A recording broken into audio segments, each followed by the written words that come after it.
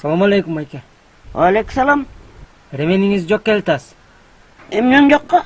Байке, чоң эле киши экенсиз. Ремен тагына албайсызбы? Эми айланайын, спортивный ишимге адам ремен тагынганын көрдүм белет. Спортивный ишимге ремен тагынбайт да балам,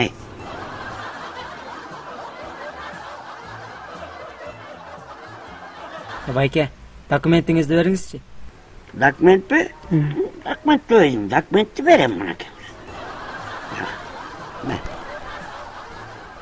Оо. Байке.